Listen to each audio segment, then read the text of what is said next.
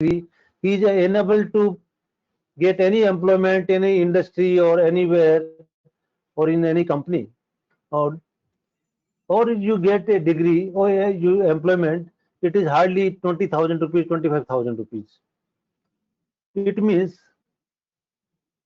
most of the engineering graduates were not getting employment. At the same time, in other disciplines also, BA, BCom, BSc, MA, MCom, MBA, more and more people are becoming unemployed, and for a government position like peon position or any LDC position, government is receiving more than a lakh application or 2 lakh applications for a few positions. It means whatever academics we are providing to our students, they are unable to fulfill the requirement of the country. So in that background, we thought that we should try to change something which is not happening in our academic system.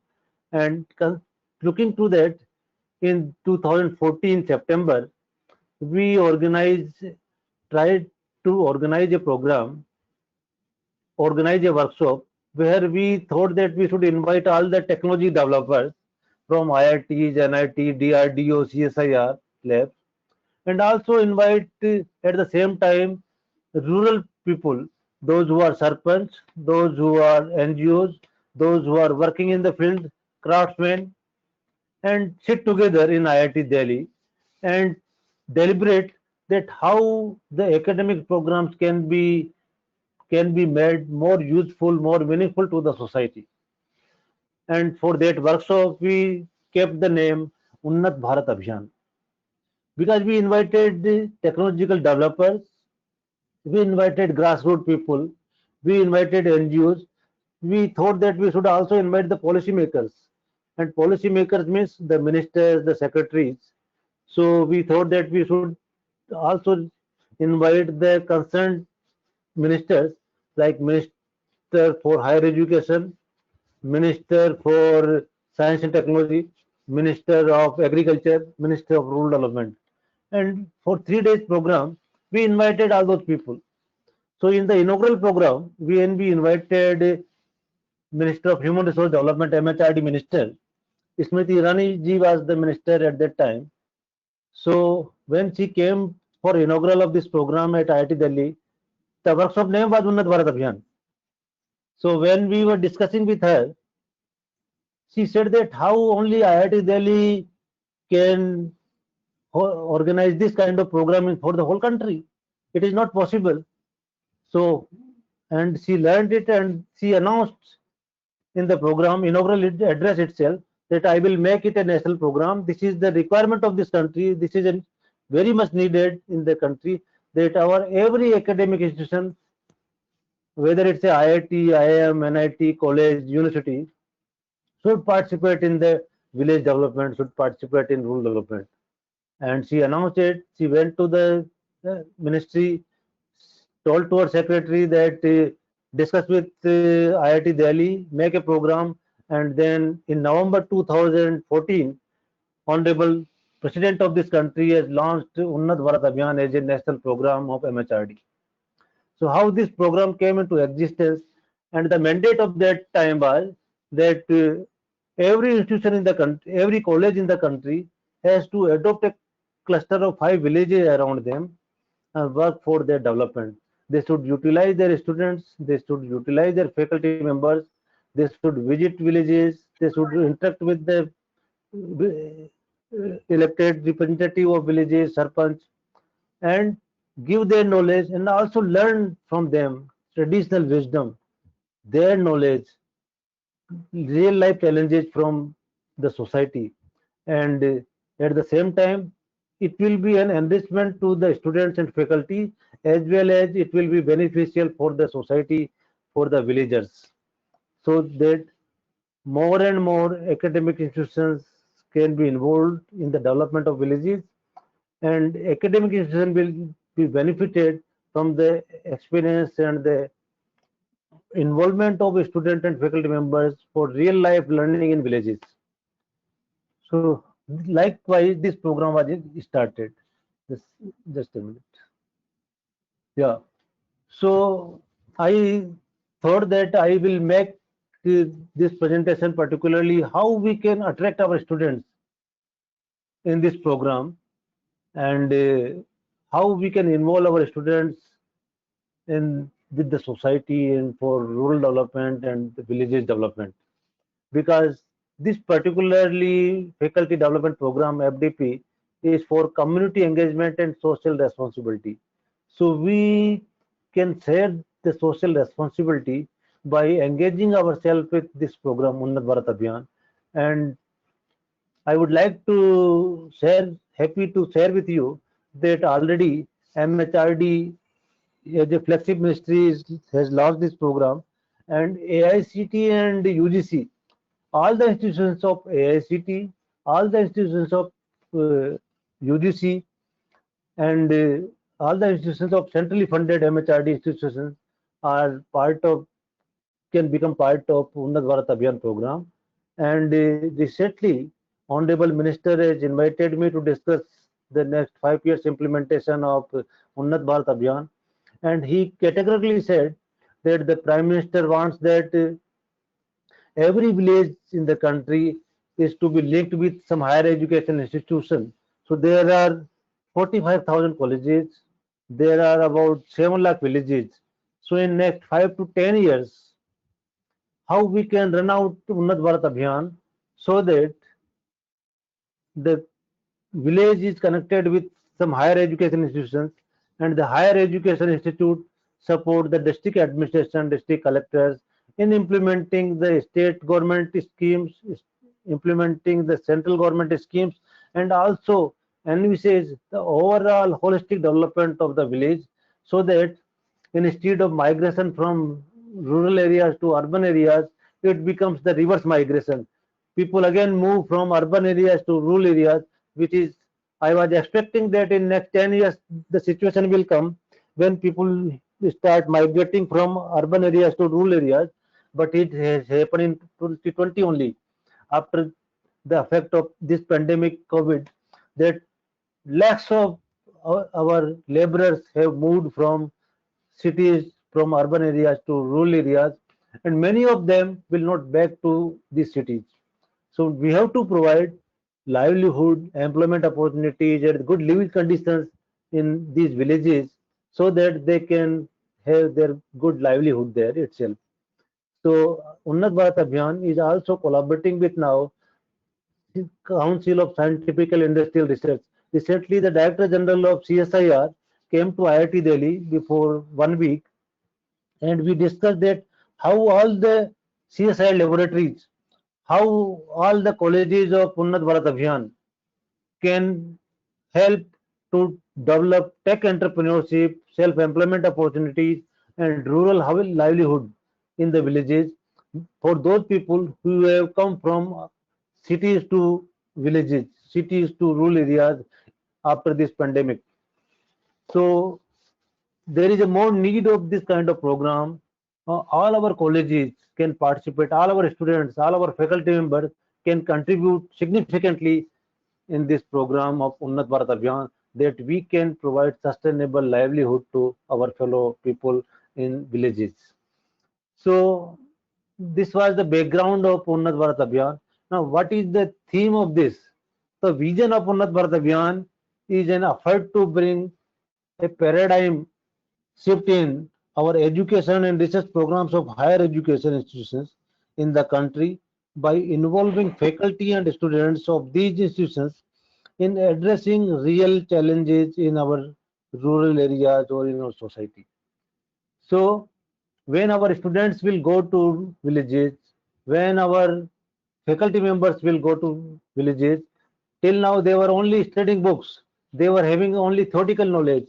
When they will really see the challenges which are emerging in rural areas, when they will see that there is no employment, there is no facility, there is no road, there is no light, there is very less agriculture.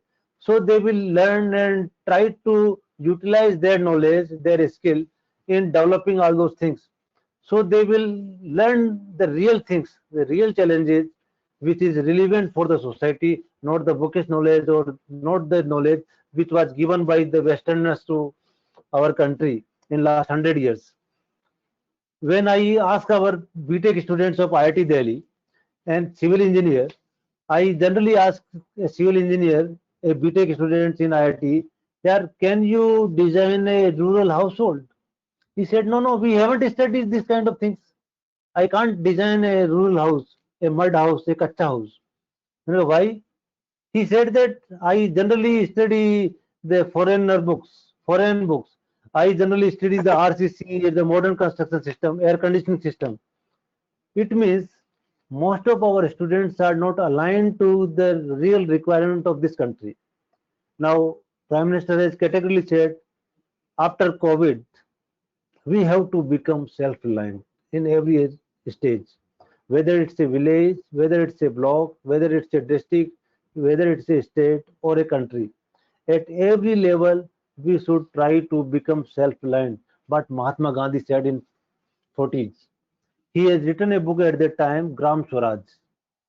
Gram Swaraj means utilizing the locally available resources, we can enrich our economy, we can provide our all the requirements through their skills, through their production system, through their resources, and that was he called Gram Swaraj, self-reliance in villages. Now time has come to move to that direction, that how we can become self-reliant in every level. So Unnat Bharat Abhiyan works by adopting a cluster of 5 villages around higher educational institution or college and use their student faculty to visit villages regularly and to provide their knowledge in rural areas, and in the process also learn wisdom and real life skills of people. So it's a two-way process. People will get understanding, knowledge, new knowledge from our students and faculty members, as well as our faculty members and students will also get knowledge, understanding, real life issues from the village people, from rural people, traditional wisdom they can get, and that will help our country to become self-reliant. So, if I say achievement of Unnat Bharat Abhiyan, so when we started in 2014, it was only invitation-based program, but in uh, 2016 April, we launched the second version of Unnat Bharat Abhiyan, in which instead of personal invitation from IIT Delhi to the institutions, it was launched through a national portal website that anyone can enroll on in Unnat Bharat Abhiyan on the portal, and he can made a member of Unnat Bharat Abhiyan. So till now, about 2,600 colleges in the country have become member of Unnat Bharat Abhiyan. They are having Unnat Bharat Abhiyan coordinator. They have adopted 5 villages, and nearly more than 13,500 villages have been adopted by this program. And you can just have a glance the outreach of this Unnat Bharat Abhiyan. Presently, today, if I say it is one national coordinating institute, one NCI, we are having about 44, now 45 regional coordinating institutes. Regional coordinating institute means those who are participating in Unnat Bharat Abhiyan and coordinating at the state level. So IIT Delhi is the national coordinating institute, whereas 45 regional coordinating institutes are there in all the states and union territories. If I say UP, in UP we are having 3 regional coordinating institute. One is IIT Kanpur, one is IIT BHU, and third one is Dayal Bagh Agra Institute. So in UP, because this is a big state, we are having 3 RCIs. In Maharashtra, we are again having 3 RCIs. But in a smaller state, we are having only one RCI. In bigger state, we are having two. In Jammu Kashmir, we are having two. In Kerala, we are having two. But in Northeast, we are having only 3 RCIs. So total we are having 45 RCIs which are helping to execute Unnat Bharat Abhiyan program at the national level in collaboration with our National Coding Institute IIT Delhi. And we are having 2,473 PIs and covering all the states. So if we see, so our network work like this, that we are at the Delhi level, IIT Delhi as a National Coding Institute. We are having in all the states a regional coding institute. If I take an example of Haryana state, so Haryana we are having NIT Haryana. If I take the example of Telangana, there are two institutes, three institutes as a regional coding institute. One is MGNCRI, another is NIRDPR, National Institute of Rural Development and Panchayati Raj, and another institute, IIT Hyderabad is also our RCI. So you can say that in one state there are more than 2, 3 RCIs are also there. So they are located particularly covering different districts of that region. Then we are having at state level, there is a nodal officer from the state. There are in many states there are more nodal officers, but in many states there are still no nodal officer was uh, appointed by the state governments. Then we are working with the district administration. So our participating institute in whatever district they are working, they are collaborating with the district administration. District administration support them to execute the Unnat Bharat Abhiyan program, and that is the lowest hierarchy. And then with NGO support, with the support of the Gram Panchayat, with the support through our acquisitions. So how from 2014 onward in last 5 years we have now achieved about 2000 more than 2,500 institutions, more than 30,000 villages. But next 5 years is quite uh, aggressive for us, that we have to cover all the 45,000 colleges, all the 7 lakh villages. So we are now, MHRD is planning a new standing finance committee, new academic framework, and AICT is already implementing rural internship program for 100 hours for all our BTech program, and UGC has started a 2 credit compulsory course to all undergraduate students, that is community engagement and social responsibility. And through that, Unnat Bharat Abhiyan program will be implemented. Now in our implementation, we are having different subject expert groups. It is not only doing the survey of household, making development report of a village, but also if you are technical institutions, you can implement some technical interventions. If you are a humanities institute or a social institute or a law college or a management institution, you can also intervene in that village according to your expertise, according to availability of your resources. So presently there are about 12 subject expert groups. One more has been added as a school education. So there are 13 subject expert groups, and every subject expert group is coordinated by a different institution in the country. So if I say rural energy system is coordinated by IIT Delhi, rural craft and artisans by IIT Kanpur, sanitation and solid waste management IIT Madras, liquid waste management IIT Delhi, rural infrastructure NIT Delhi, ethos in technical education IIT Mumbai, water resource management IIT Kharagpur, and GSIT Indore, Sustainable Agriculture System, Indian Council of Agricultural Research and IRI, capacity building strategy for convergence and implementation of various government schemes, CPR, Hyderabad, skill development, entrepreneurship, NIRDP, startup and digital knowledge, AICT, curriculum reforms and educational institutions, social responsibility, University Grants Commission, UGC. So there are different subject expert groups coordinated by different institutions, and every institute had the group of experts available with them who can cater to different parts of this country. So we are involving all our participating institutes. They can prepare a one-page proposal of their village, and they can online upload their subject expert group proposal. And MHRD is providing through IIT Delhi 1 lakh rupee support for one technological interventions by any participating institute in the village. So we have supported more than, so there is also financial support.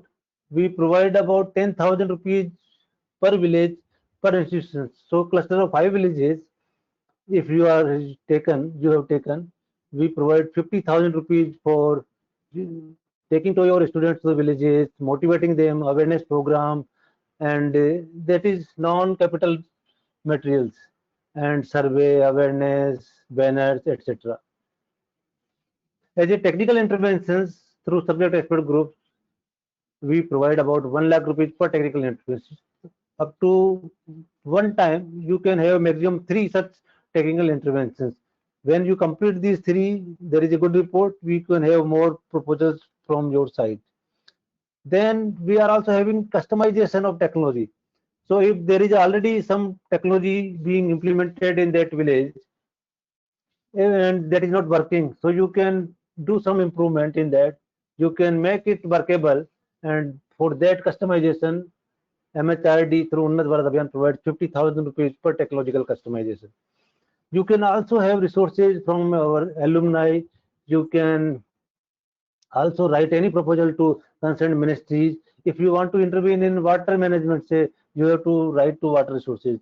If you would like to intervene in energy resources, rural energy aspect, you can write to Ministry of Power, or you can write to Ministry of New and Renewable Energy.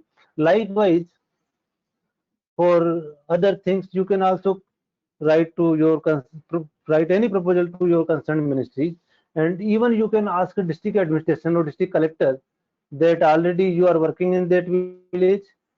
There is sufficient funding available from different state and central government to the district.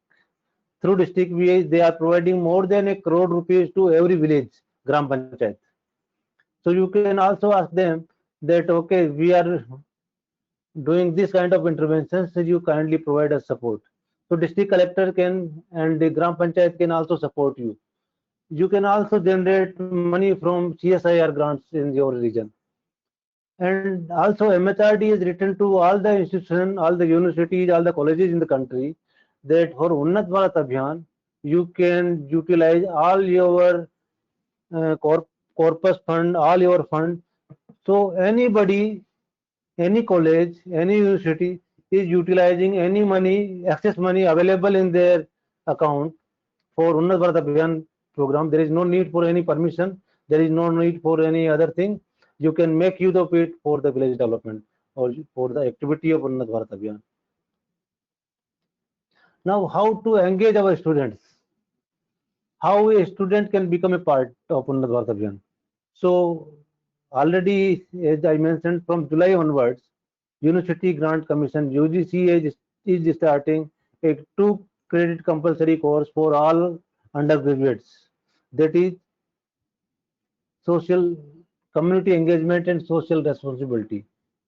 So already a college or university can be a part of Unnat Bharat Abhiyan, and they 5 villages with them, and student can work in those villages. If your institution or college is not a part of Unnat Bharat Abhiyan program, you can apply anytime online on our portal. When you are applying for Unnat Bharat Abhiyan on unnatbharatabhiyan.gov.in portal, you have to submit 3 things. One, willingness of your institution to participate in this program from your head of the institution. Number 2, you have to adopt 5 villages, so you have to give name of those villages, and you have to inform district collector that these 5 villages we are adopting. And number 3, already some faculty members who are working this kind of activity, who are involved in rural development or societal activities, NSS in charge, should also be named as a coordinator of the program and should also be reported on the website.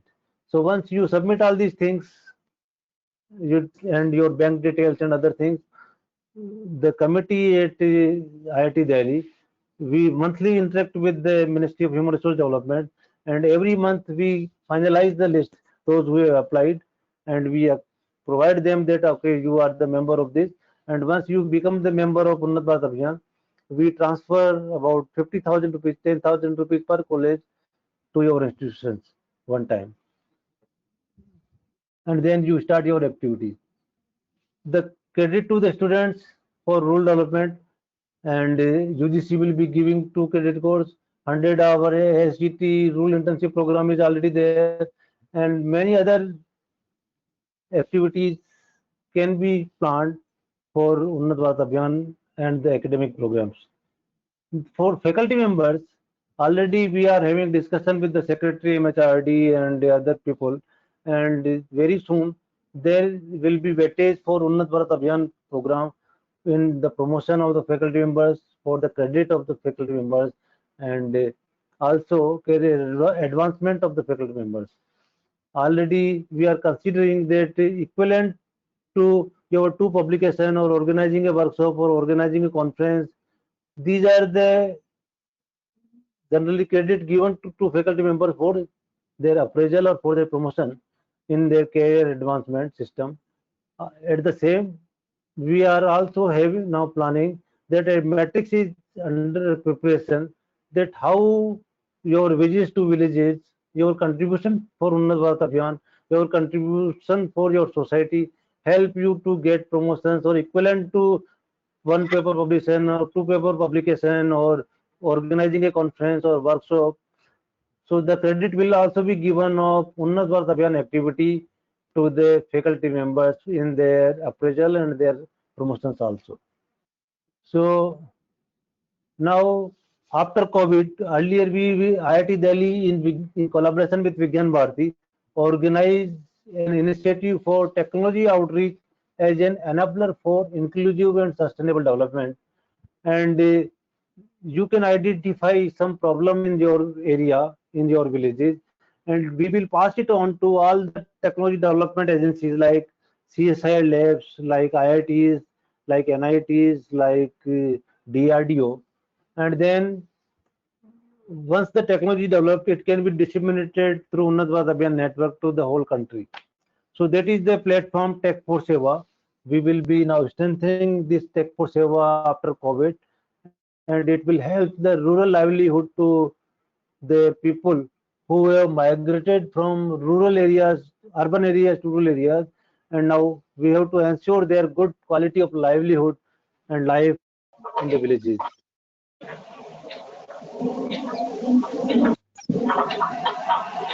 Already rural internship is now is a part of it can be a part of UGC and other things also. Means students said did rural internship at IIT Delhi cluster, and they said our cluster it was a 1 month internship program for those students, and we also give certificate. You can any PI can give certificate to their student for the internship program, rural internship program. And finally, as Mahat Vivekanand has said, that only the education isn't only collection of information, but something more meaningful. Now, how we can make it more meaningful is the program which we call Unnat Bharat Abhiyan. And education should be man making, life giving, and character building.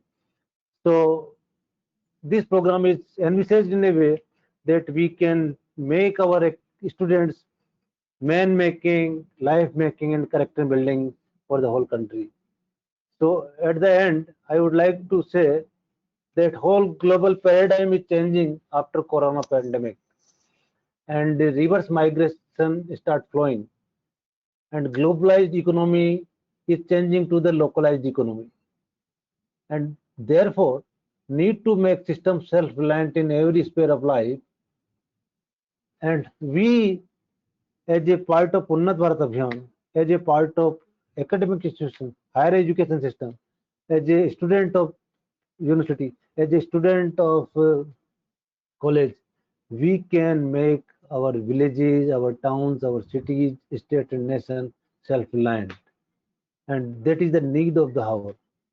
And UBA is now playing a two-way role, that when our students, our faculty interacting with the villages, they are also knowing the real life issues. They are also understanding the real life challenges, and whatever they have, the knowledge, skill, they can provide to the villagers, they can provide to the rural people, and in the whole sense, the country will prosper and become self-reliant. So thank you very much. This is just brief about Unnat Bharat Abhiyan. My two other colleagues, Dr. Priyanka Kausar and Professor Vivek, will also continue today with me in disseminating program, disseminating information about Unnat Bharat Abhiyan and how we can take part and implement Unnat Bharat Abhiyan program. So if you have any question, I will be happy to answer your queries. Thank you, sir. Thank you. Session is very informative. Sir, I have a question. Can I? Yes, yes, yes.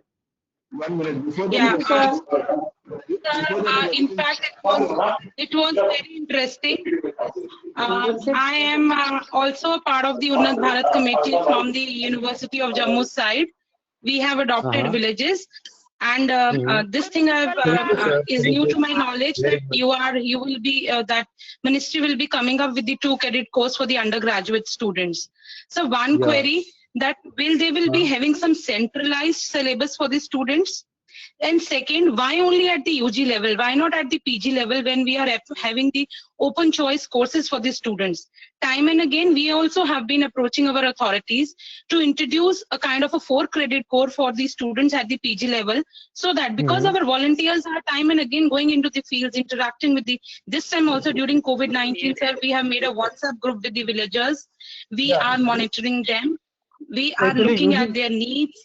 UGC board has approved 2 credit course for undergraduate, but it can also be considered open elective and for PG students also. There is no issue in that. UGC will be now circulating the guidelines. And in these sir, that was to go to the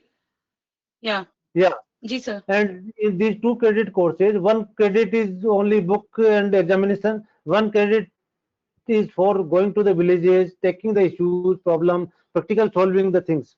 So for 1 credit, earning 1 credit, you have to write some examination, and for 1 credit, you have to go to the villages, understand the villages, try to implement various things, and understand the knowledge of the fellow people in the villages. So it's a mix, combination of theory and practice both.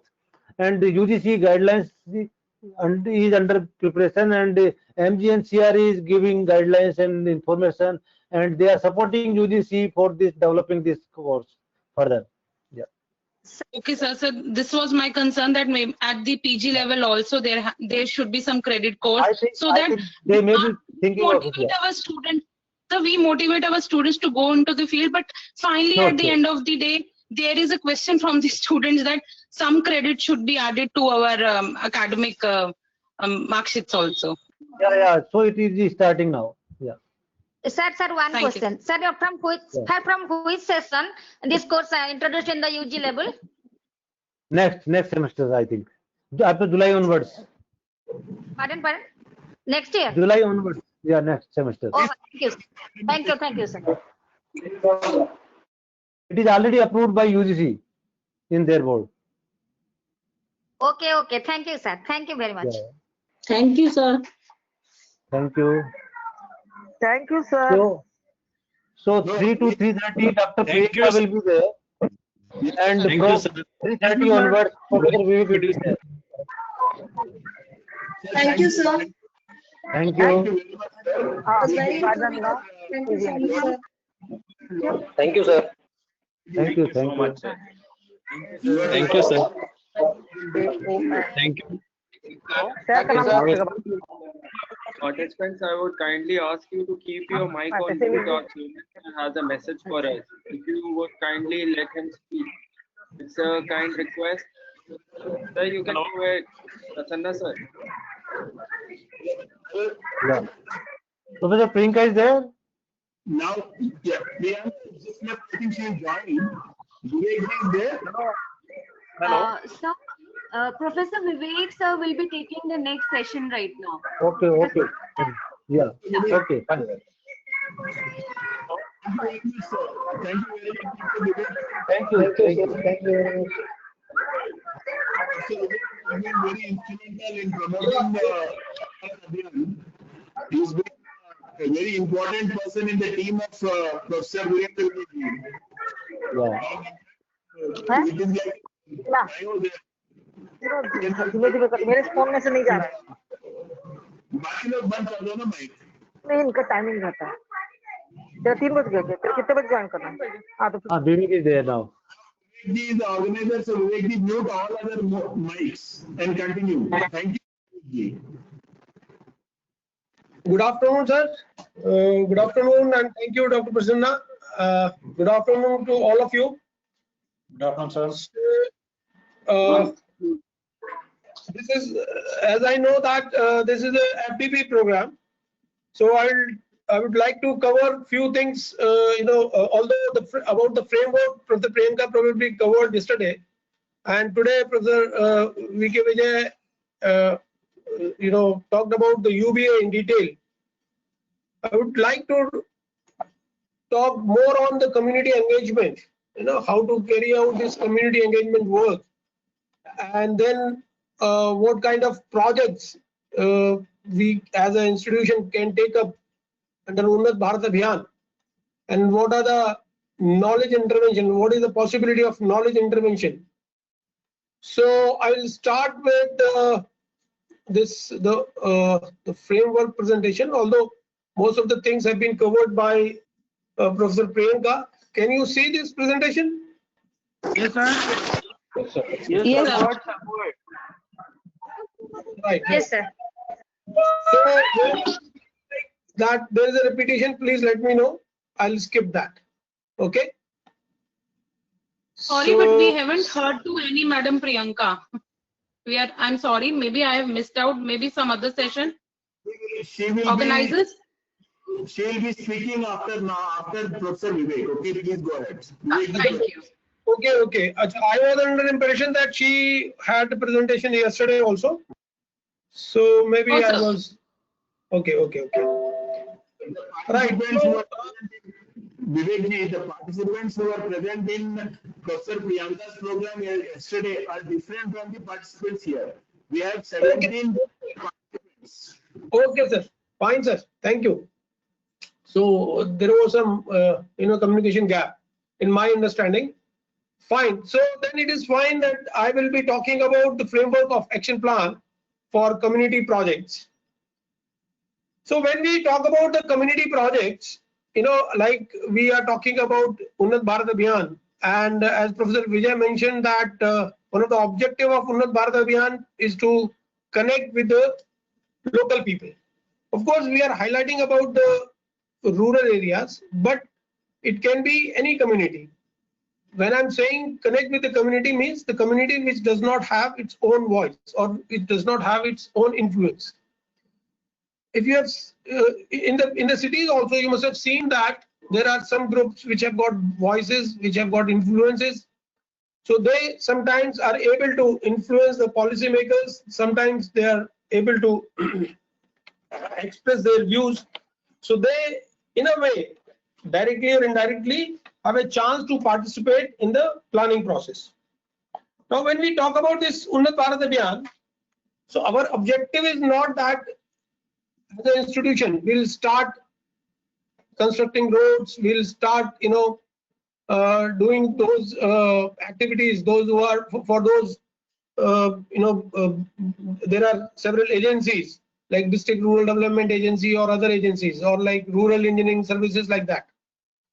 So our objective is basically to transform this process, this rural development process, or in fact the development process, by ensuring community participation, by ensuring leveraging of knowledge or the flow of the knowledge both ways. So for example, when we talk about any rural development scheme, we all know that these schemes actually are formulated at the top, at the center or the state. Of course, they also take feedback from the ground, but most of the time there is a wide or the generic framework And on the basis of the generic framework, the schemes are launched and they are implemented in the villages. But when you go for the actual implementation of these schemes, local component or the component of the local situation or the local condition, in fact the local knowledge, all that has come to that particular scheme, and then only there should be the planning for the implementation and the implementation itself. So as a UBA institution, what we are proposing that our institution will be participating in that activity. How many of you know about village development plan?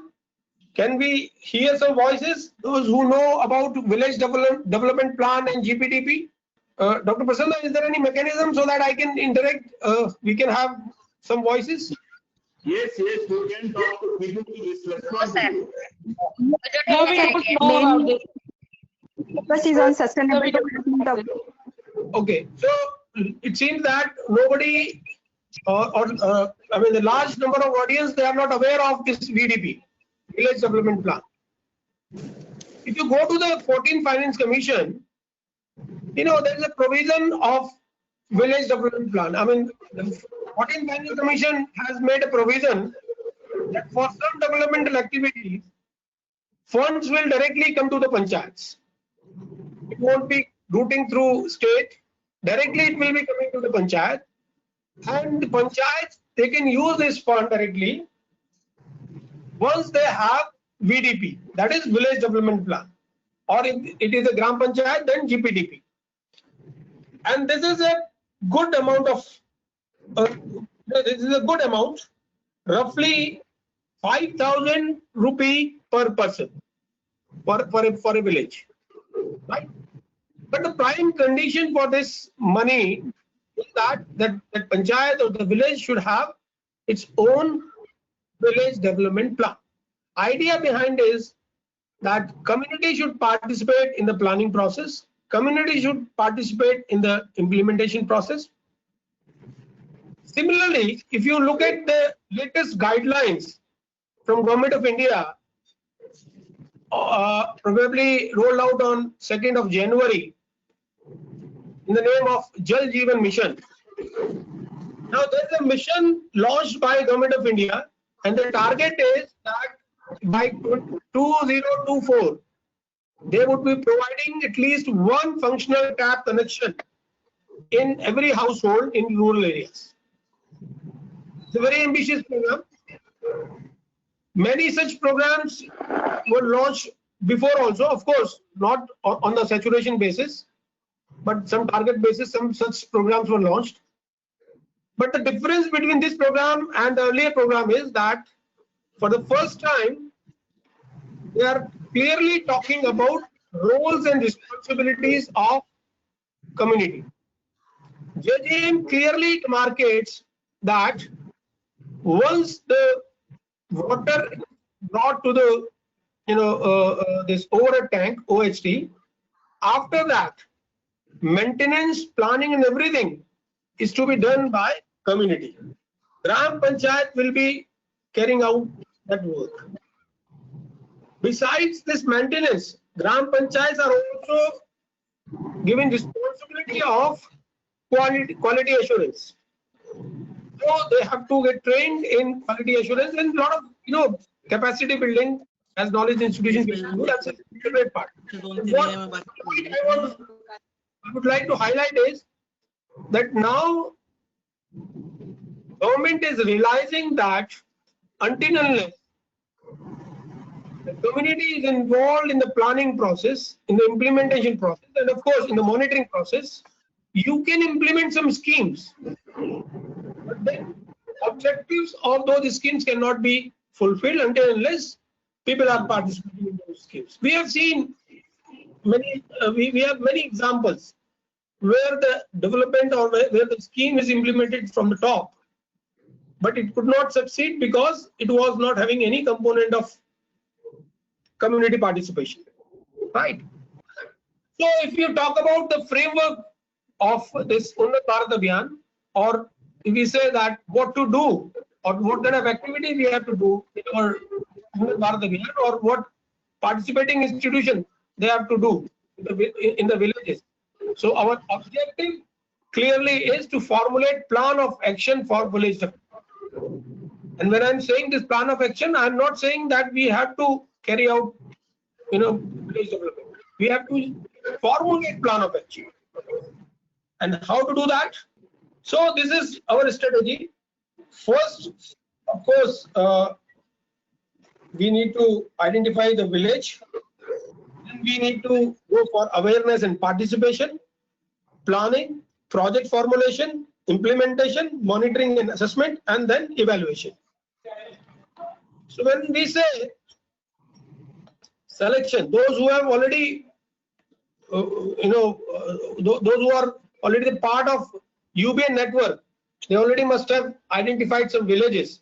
But those who are interested in, doing some work in this in the villages and they have not yet started it, then there are certain basic points, which you need to remember while doing selection of the village.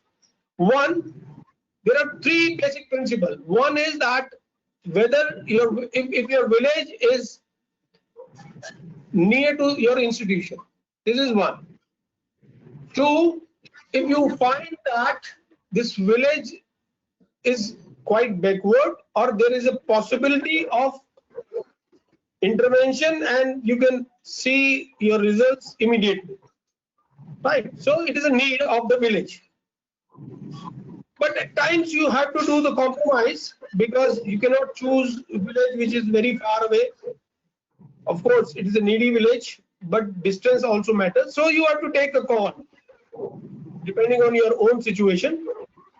Third possibility can be if you have some connect with the village.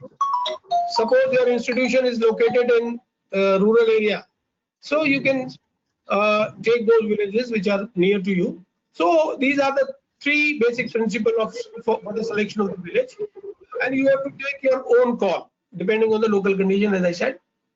Next is awareness and participation. Very, very important. Now you have identified the village. I said that we are not going to these villages for doing any development activity. Our task is, as I said in the beginning, to transform the process of rural development process. And what is that transformation? The transformation is engaging community in that process.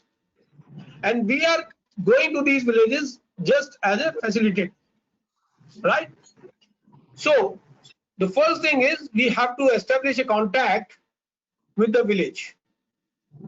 So very basic step can be we can meet some of the important people in the village. For example, some government people, those who are connected with the government, like Panchayat Secretary, BDPO, JE, some people, those who are connected with the community as well as the government, like Gram Pradhan. But then we can also go to the elders of the villages.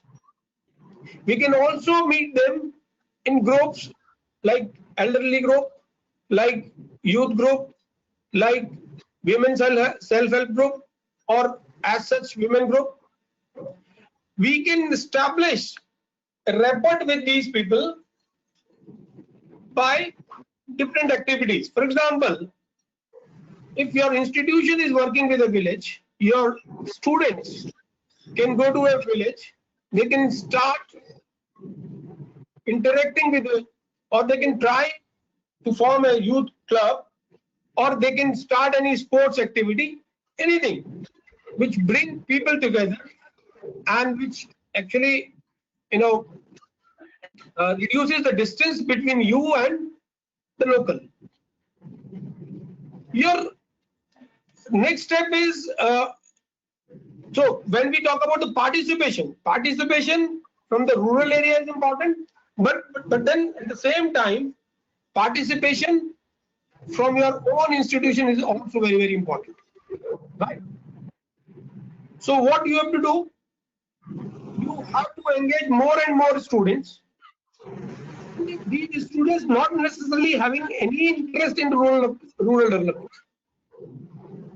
But they have interest in, let's say, photography, they have interest in filmmaking, they have interest in dramatics, in several other activities. And these villages can provide them a very good background. Like, for example, photography, filmmaking, performing arts. What will happen once these students will start going to the villages?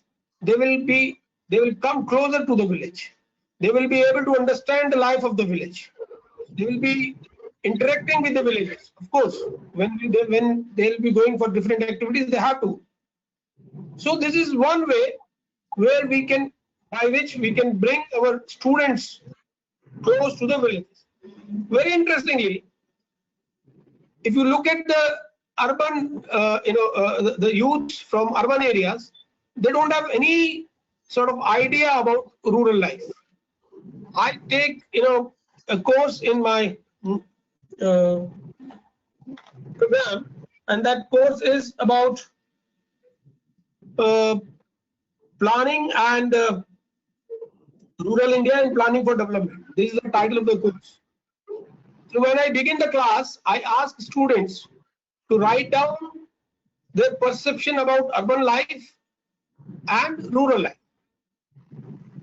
So apart from other things, one thing is very clearly visible. When we talk about rural areas, most of the time, students try to see rural life as a very backward life, very poor infrastructure, and most of the time, they feel that rural development means some kind of welfare activity. Because they always feel that rural folks are underprivileged and there is the need of some welfare activity, and we should work for these people because they need us, they need our knowledge, and we should work. And they always feel that this is a kind of welfare activity. Very interesting. On the other hand, when I talk to them about urban development, they find urban development is a subject of study, very scientific, technology oriented, and they feel that urban development means is a subject needs to be studied properly, and it requires planning, it requires well-planned implementation, execution, and monitoring. While rural development, they have a fixed perception that these are something we need to provide roads, we need to provide clean drains, and we need to do some welfare activity, we need to enhance the or increase the income of the farmer by doing some activity. So this is the perception about rural development. So when we start sending our students to these villages, their perception will definitely change. They will come closer to the village. In the beginning, we can involve some of the local field agencies and organizations, which will help us in establishing a contact with the villagers. We also must have a network with institutions in our neighborhood. Meeting with elders and youth groups already I have talked about. And in the last, if you can identify, or if your students or faculty members can identify one or two immediate problems which can be tackled immediately, then that would bring a great rapport to the villagers. So this is something which we need to do to establish a contact with the villagers. Now, as I said in the beginning, that our first and foremost activity in making the action plan should be the planning. Why planning? As I just mentioned that when we talk about urban development, everybody understands that urban development comes later, urban planning comes first. However, when we talk about rural development, nobody talks about rural planning. Like urban development, rural development also requires planning, right? So when we talk about the planning, two important things are situation analysis, need to understand the existing situation, and that's true for all for urban areas also. Need analysis. Need analysis means what are the priority, and when I'm talking about priority, I'm not talking about my own priority or my own perception. I'm talking about the priority of the villages. Situation analysis and need analysis. Then plan of action, that is implementable projects. What are the implementable projects based on which we're preparing plan of action? And finally, comprehensive development plan, which I mentioned in the beginning. Village development plan, it can be development plan for 1 year, it can be development plan for 5 years. But ultimately, I'm talking about comprehensive development plan, which talks about all the resources available in the villages, their needs, and their aspirations. So I'm keeping needs and aspirations separately, right? Now you also see some of the term written here: surveys, PRA, and Gram Sabha. So these are 3 different important tools by which we can perform situation analysis. We can prioritize the needs of the villagers. Survey will give us, of course, survey does not mean that you need to go for fresh survey. You can utilize SAC data. Extensive SAC data is available. 2011 data is available. But many times survey helps in building a rapport.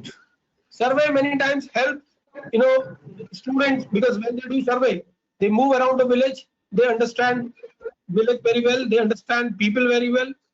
So survey at times is quite helpful. And also you can update your data. But then the most important thing I would say is not survey, but is PRA or PLA, participating rural appraiser or participatory learning. So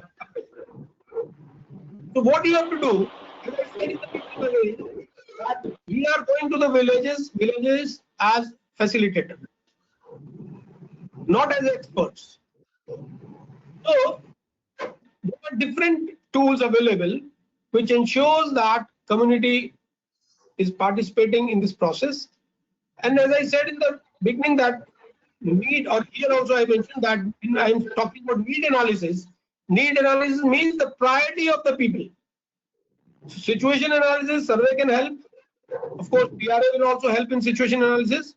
But need analysis, need has to come from people, and that will be ensured through this exercise. There are several tools, many of you must be aware, like transit walk.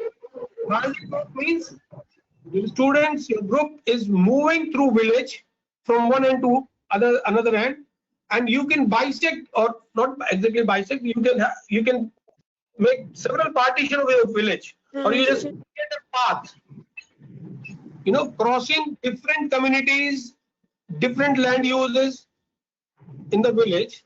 You move through that passage, you talk to the people, you interact with them, and you gather information from them. Social map. You bring all the community, all the people of the village at one point, one place, and mostly it has to be either the school or Gram Sabha, and anything which is common, which is for the community. To bring people here, they will create this social map, they will create this resource map, they will create this seasonal characters. You don't have to do anything. You just have to help them.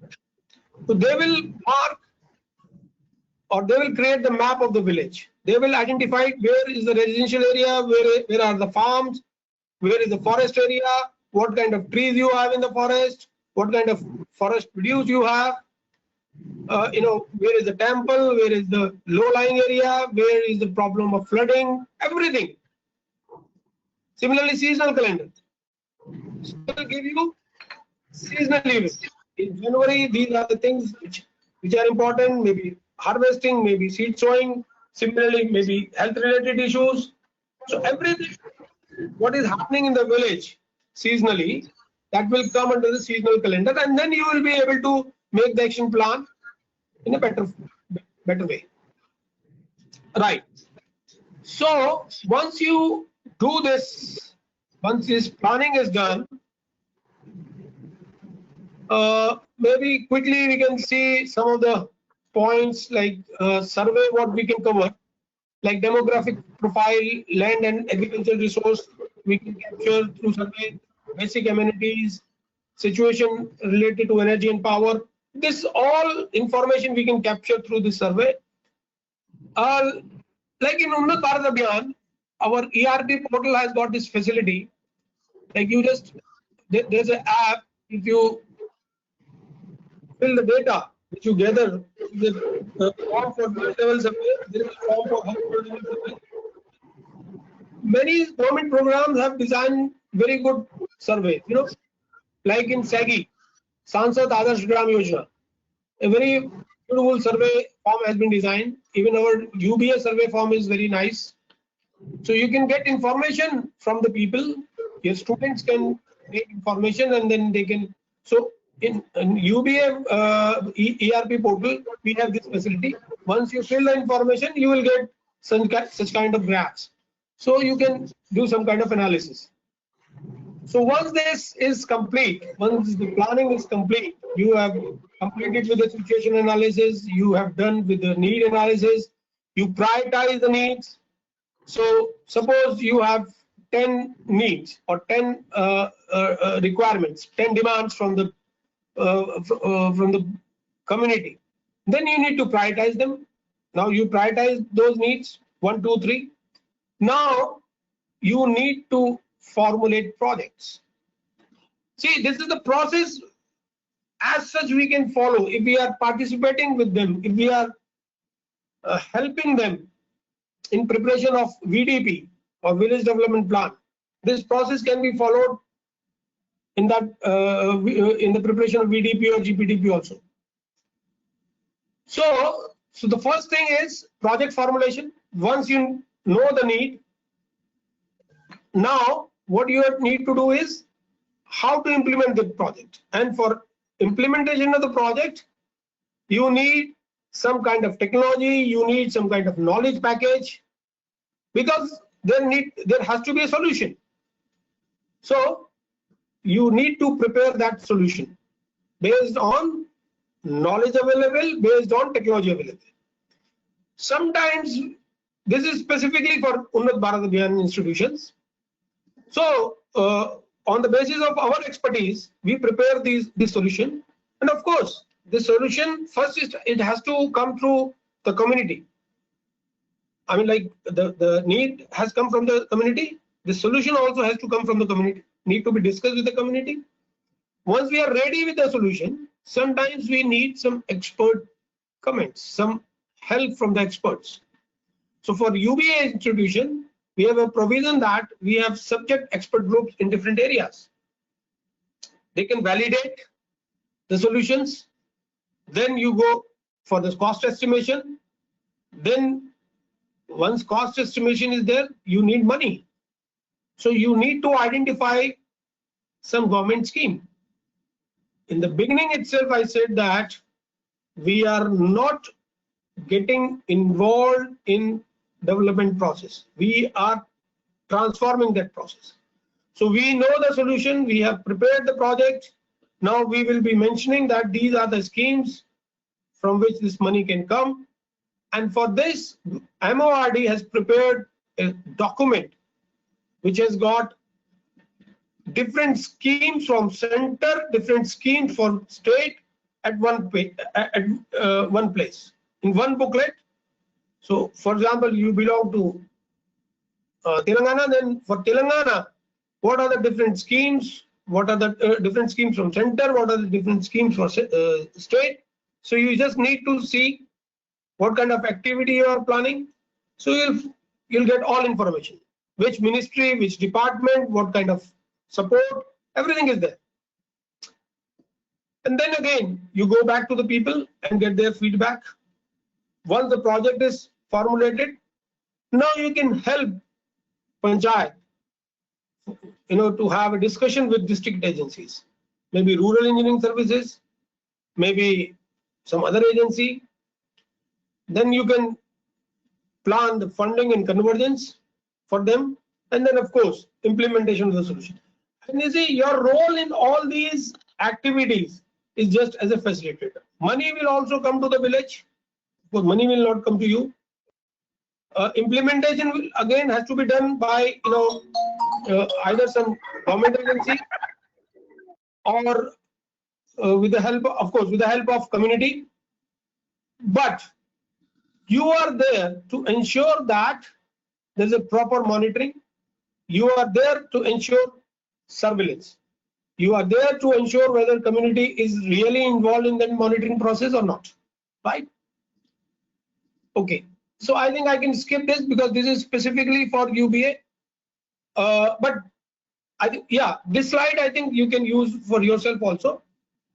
When we do some activity, we always need to monitor and assess our progress and evaluate, what we are doing.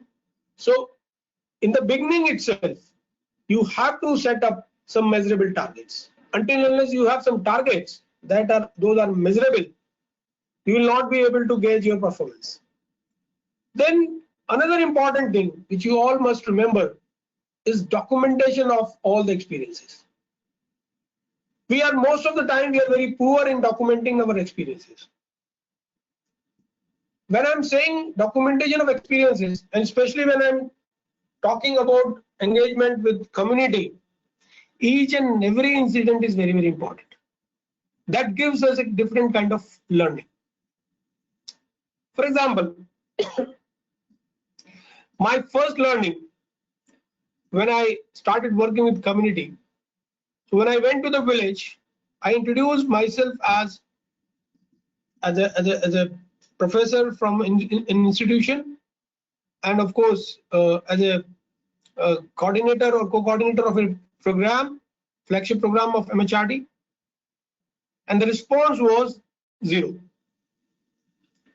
I documented this experience through several capacity building programs, working in the field, and I realized that for a villager, your personal identity is more important than anything else.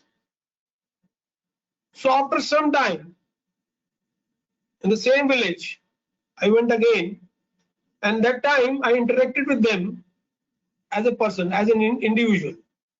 I introduced myself as Vivek Kumar, not as a professor, not as a co-coordinator of any flagship program, nothing.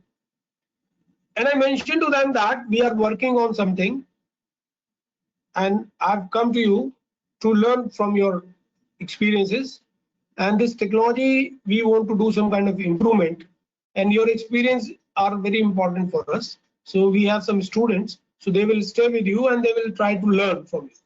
So my total narrative was changed. This is how I started. Next time, the second time, I got a total 100% opposite response. The kind of response which I got in the beginning and the kind of response I got in this second time.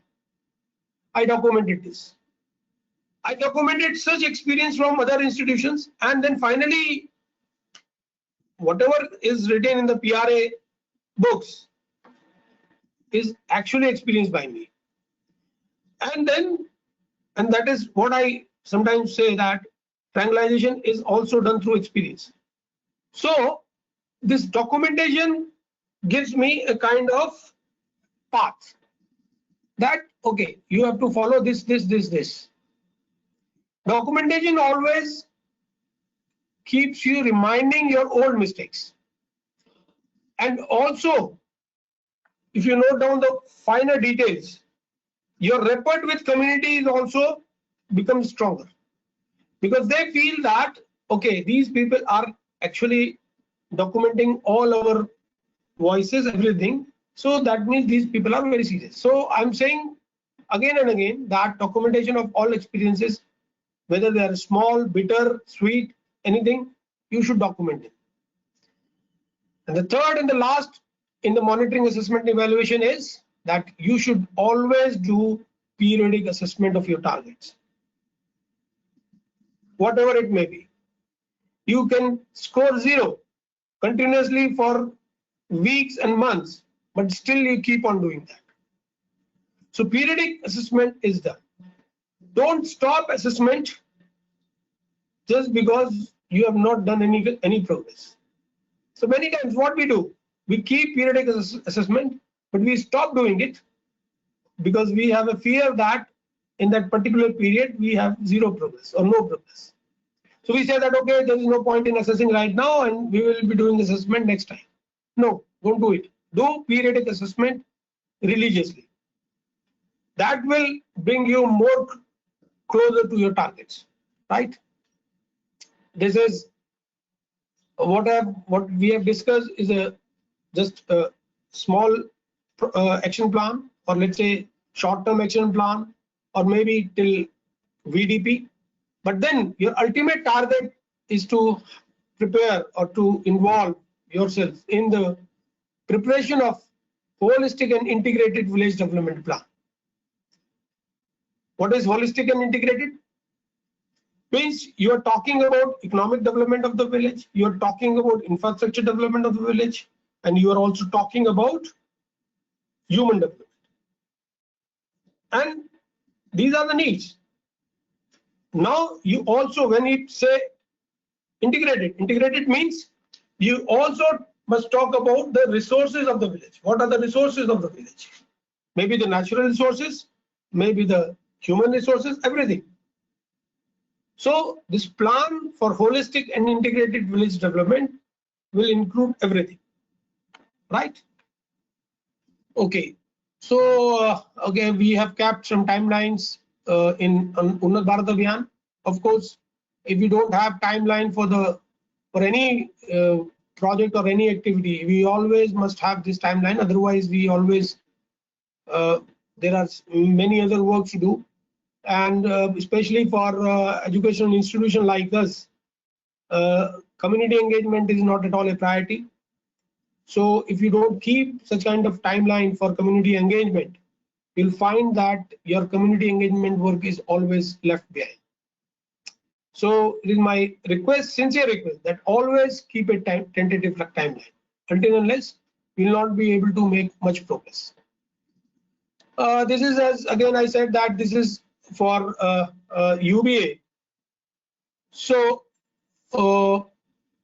where we are doing this national level monitoring. So very quickly, I'll go through one or two slides in this participatory planning process, and then I'll close down my discussion. I talked about this, PRA or participatory planning process in my earlier presentation. I'll just highlight few of the important steps in this process, because many times we don't understand this well, and we start engaging with the community. Later on, we realize that this is completely missed. So before we go for any community engagement, we must learn about this participatory planning process, right? Sorry. So very quickly, what are the steps in planning? Identifying the problems, then identifying ways to solve the problems, identify the most suitable solution, then detailing the solution or the project, and then implementing the project and managing it. This is about the planning. Then what about the public participation? So when we talk about, just a moment, let me just right. So overall, we have divided our planning process in 6 basic stages: goals and objectives, basic research and analysis, plan formulation, plan implementation, monitoring and evaluation, and midterm review. Now, where to get involved community? First, goals and objectives also need to be defined by community. Without interaction with the local community, you cannot define goals and objectives. Basic research analysis, again, community engagement. This we call PRA, where I was talking about mapping, social map, social resource map, and PRA mapping and knowledge collection. So again, community engagement.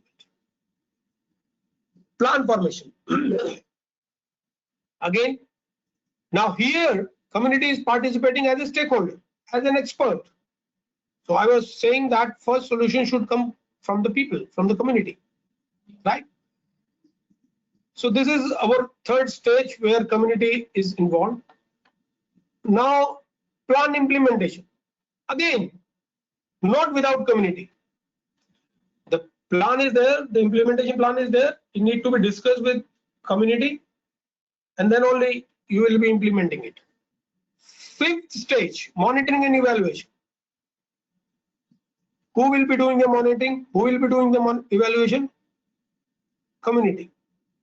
So, of course, community means you can create a management group and which will monitor and evaluate. So you see that in all the stages, we have to engage community, right? So I can skip this. This is very theoretical. I will take one important slide. Right. This is the slide which I normally discuss in all such presentations. Some of the things I just mentioned, but again I can go through this slide.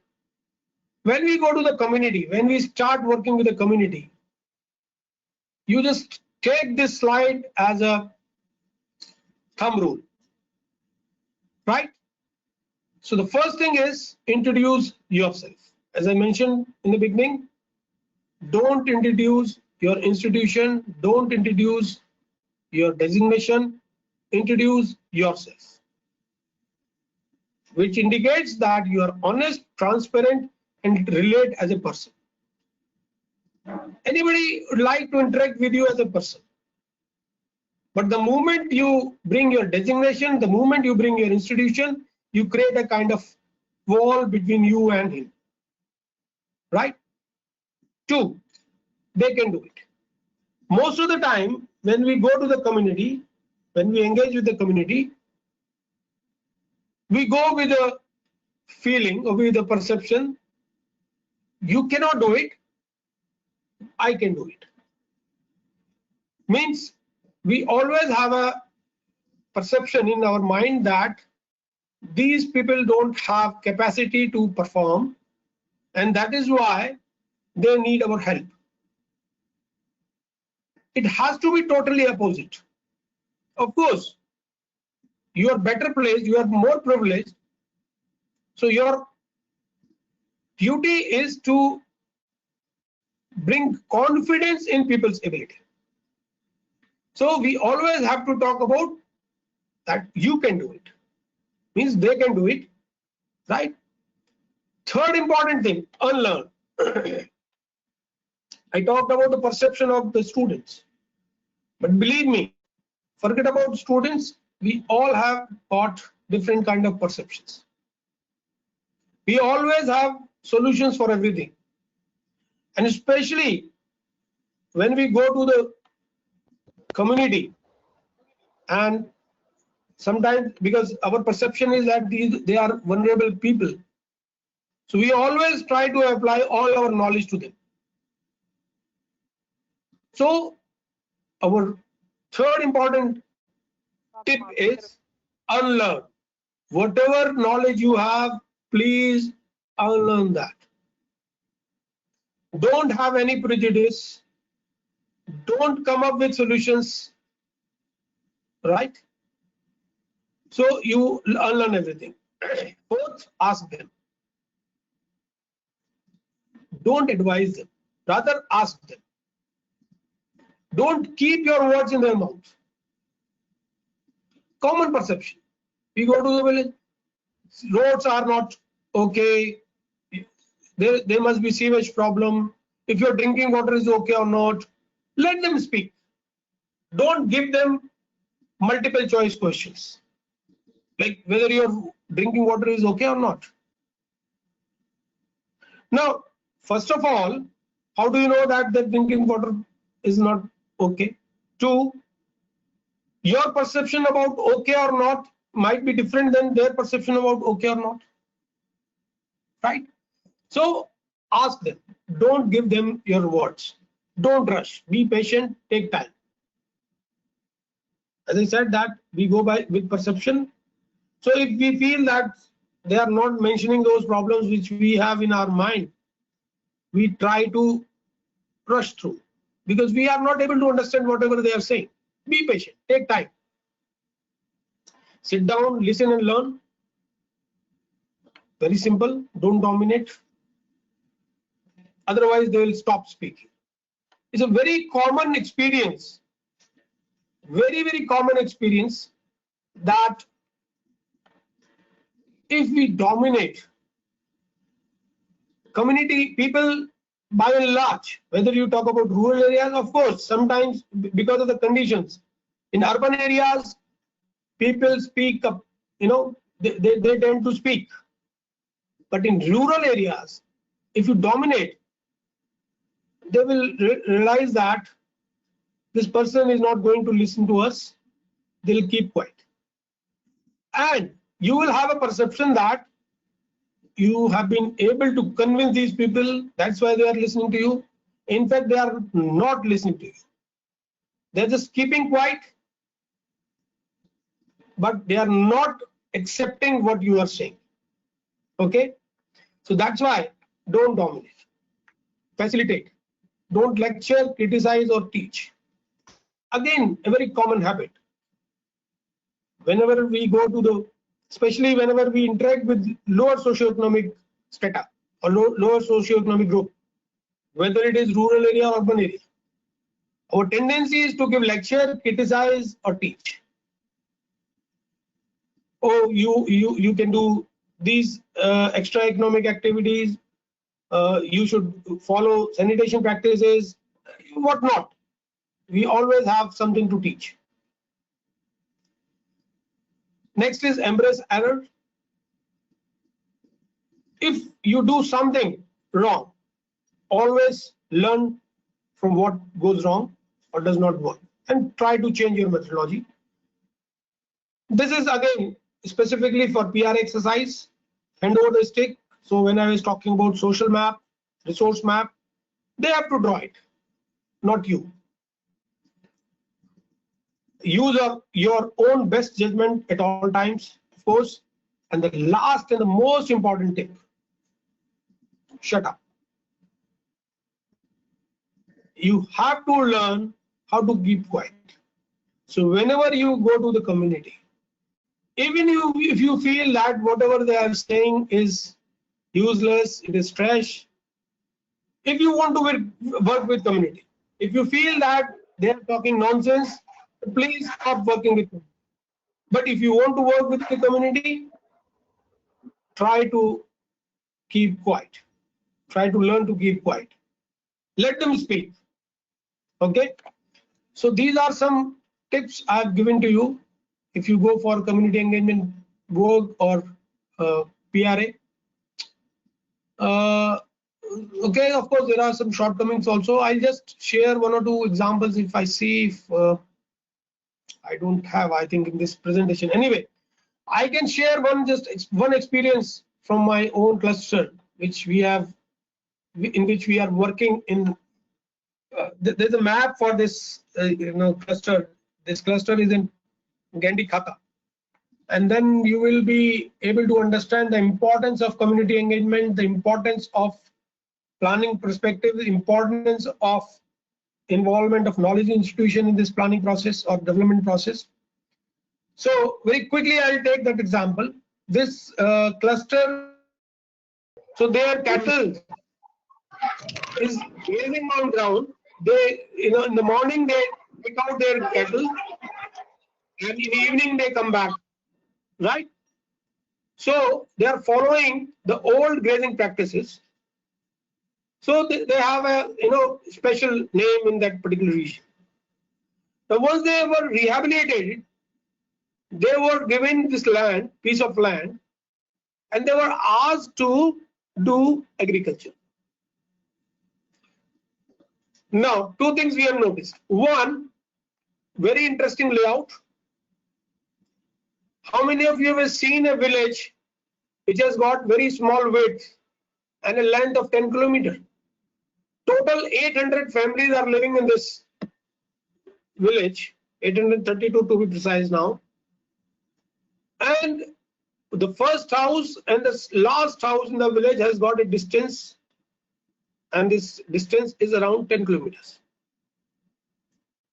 It's completely opposite to the typical village plan layout in that particular area.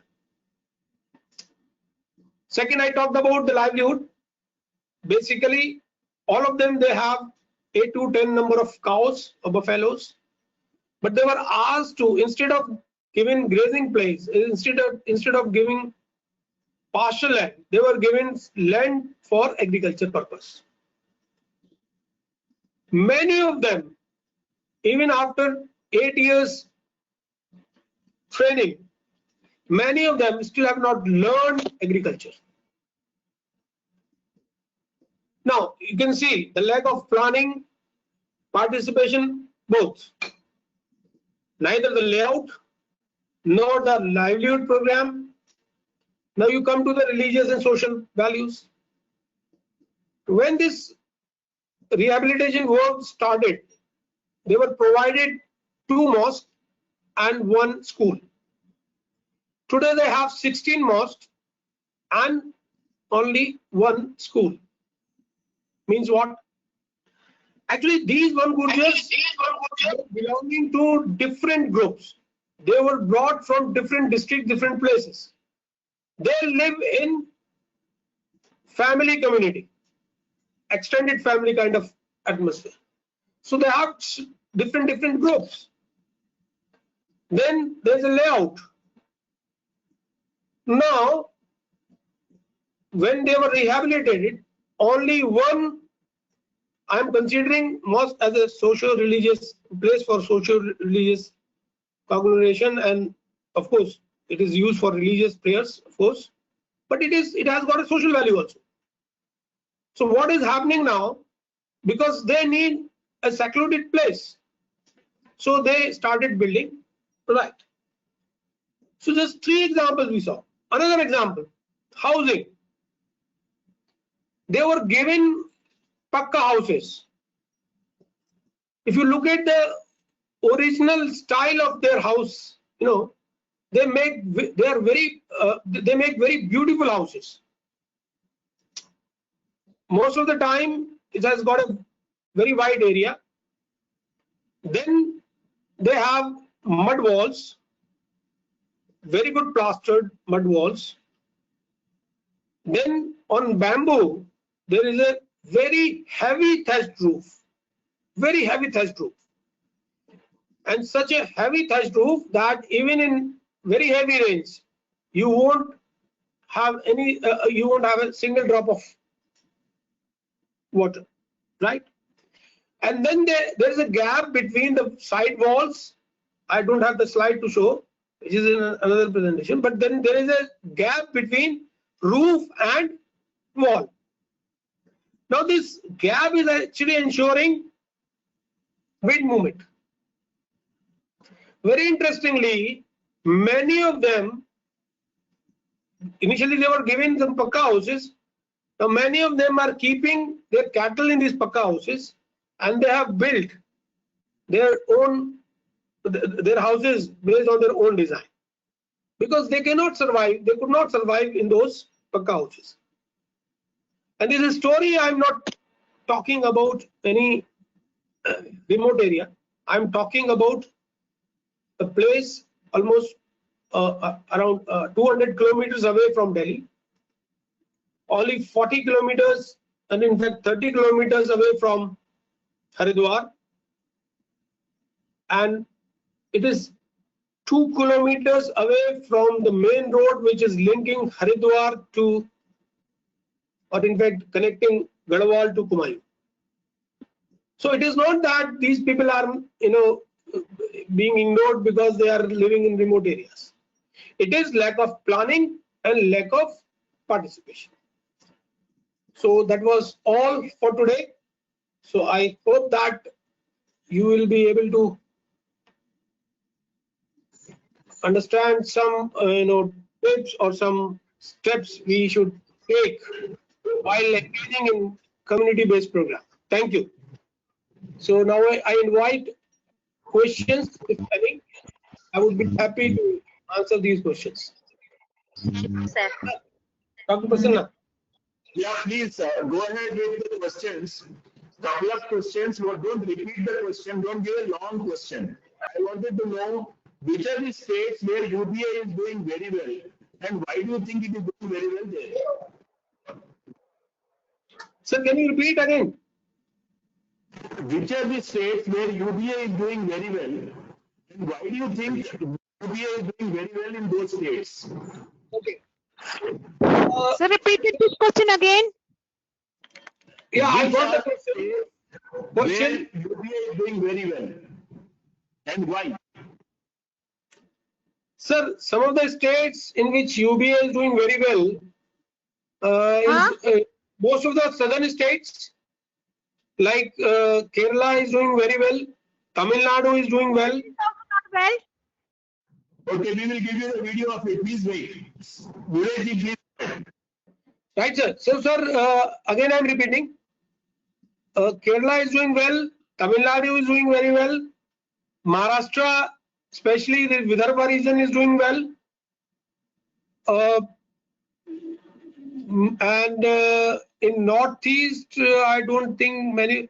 UP in some part is doing well.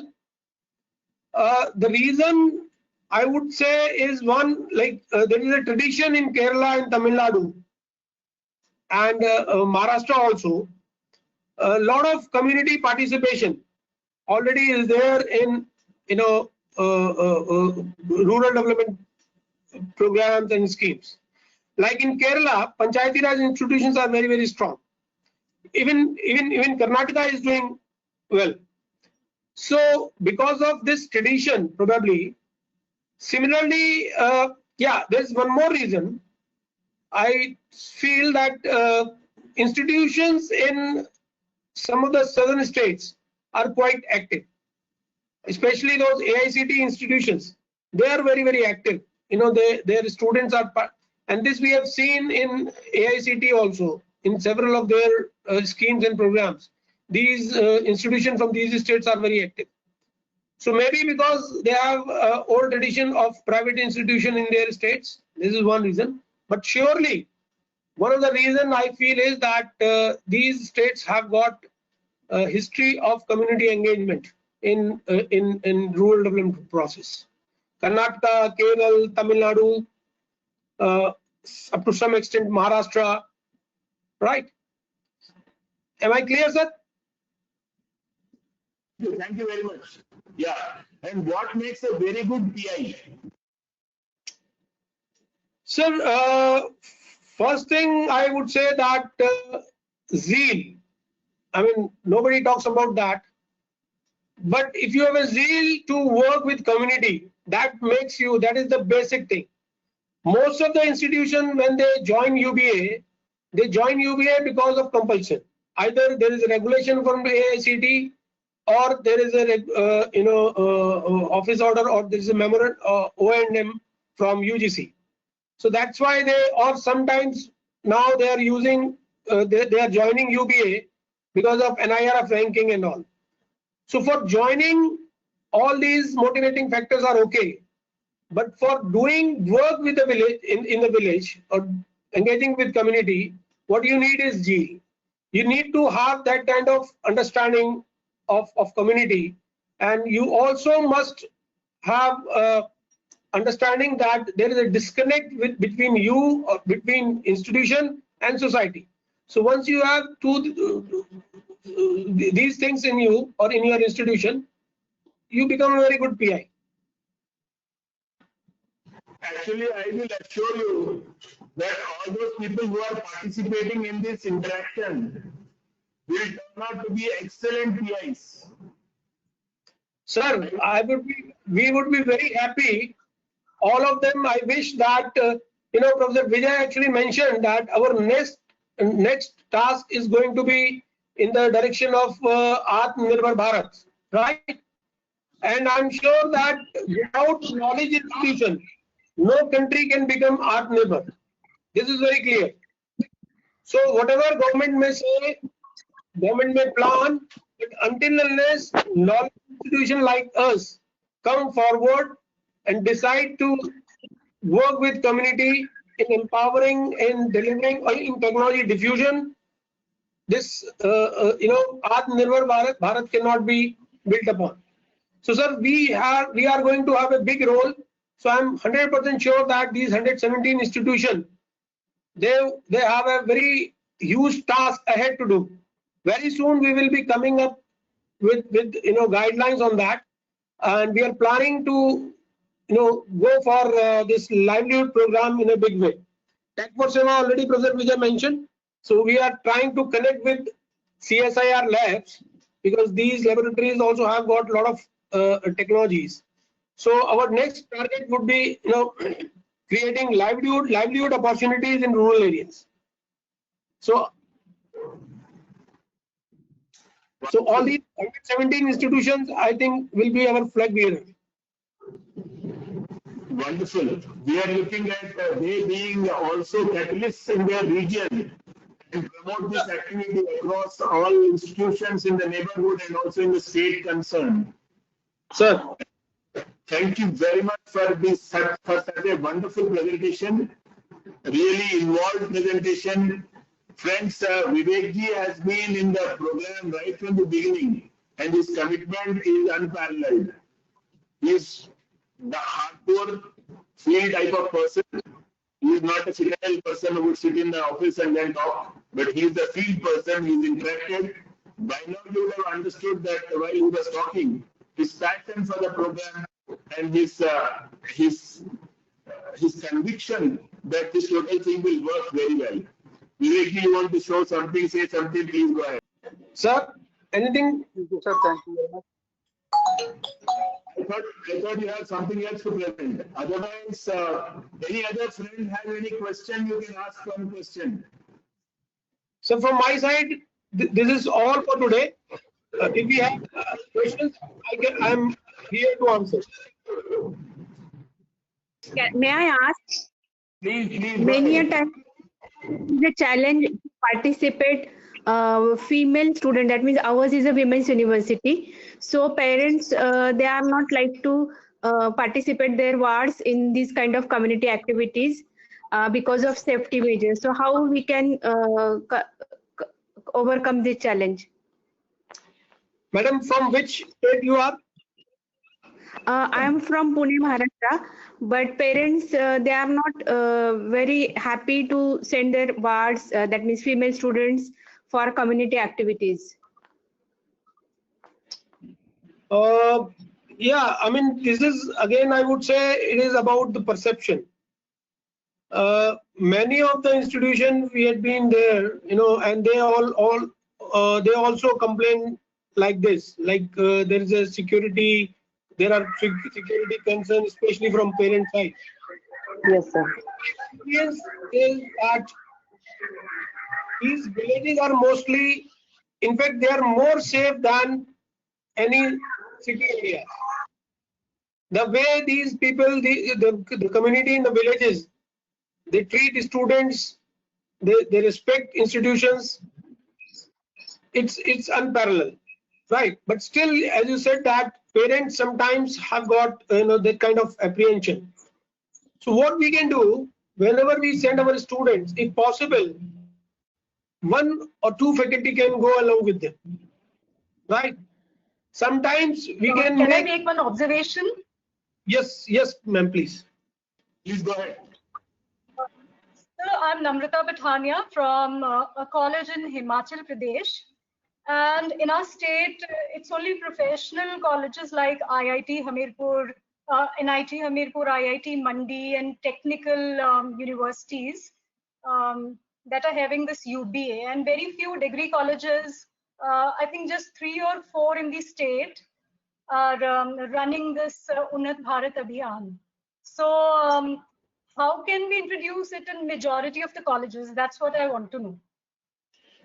Okay, we had been trying with UGC and AICT, and AICT actually is doing a wonderful job. They've been writing to their institution, and probably they have linked out of 100 hours, they've linked 14 hours with UBA, right? They have launched the rural internship program. Similarly, UGC have come up, as Professor Vijay also already told you, that they have come up with 2 credit program, and they also had been writing to institutions and universities to join this UBA. Now NIRF ranking is there, NAC ranking very soon it will come. So all these will become the motivating factors for the institution to join this UBA program. Secondly, we are also talking to our RCIs. We are interacting with our RCIs. Like MGNCRE is one of the very active RCI, right? In fact, I can give examples of 2 states, Telangana and Maharashtra. We have altogether 6 RCIs, and these RCIs are actually, I mean, they are so much active. Then all these RCIs are fighting with each other that I will work more. Like MGNCRE is always saying that please give us more responsibility. We want to carry more responsibility. Similarly, Maharashtra, we are facing the same situation. VNIT is trying to compete with Amravati University. So Amravati University is leading Unnat Vidarbha Abhiyan. Now VNIT Nagpur is saying that we want to work more. So many times it depends on RCIs also. And we just had interaction with coordinator of NIT Hamirpur last week only. So we are requesting all of our RCIs to become more active. During this COVID time, many of the RCIs, they have conducted webinar like, MGNCRE is doing. So more than 8 webinar during this lockdown period has happened. So RCIs has to take a very active role. That is one we can push from our side, from NCI side. But then there are other tools like AICT, UGC, all will act together and number of PIs will increase. Okay. Thank you, sir. Thank you. Basically, those people who know it, do it. You can straight away apply, you can work on it, and you can get into UBA. UBA doesn't bar anybody. It's only that in UBA 1, we had this technological institutes or technical institutes as the main focus. But UBA 2 is beyond that. UBA 2 has opened it further. So even in UBA 1, you had the option. But UBA 2, the option is much more visible. So any institution which is keen on participating can get into. They just need to act with the state RCA and also start working. In fact, I would like to add one more thing. We are actually encouraging our PIs so that they should also bring more and more institutions to UBA fold. There is a provision for perennial assistance in UBA. There we have a question on this. I mean, we will be giving some extra mark for that particular PI, those who have encouraged more number of institution to join UBA. So we are trying to adopt all the strategies, and as Dr. Prasanna suggested, UBA 2 is completely open. Anytime you can apply. Portal is always open. Of course, we take a decision after a gap of a month or so, because it is not easy to announce a new list every day. So otherwise, portal is open. Anybody can apply anytime. So if you find any institution who is interested, in fact, you should encourage them to join UBA. Right, sir? Yeah, thank you very much, Vivek, for that wonderful expertise shared with all our colleagues in this program. I'm sure each one we will catch them, each one catch them, and get this UBA exercise of community engagement very efficient and very effective. And all of us work together in making India a Vishwaguru and also take the nation to a Parama Vaibhav city where all of us take pride of being citizens of this nation, wonderful nation and wonderful people that we are. We have long way to go, but yes, our journey is still tedious but very exciting. Thank you very much, Vivek.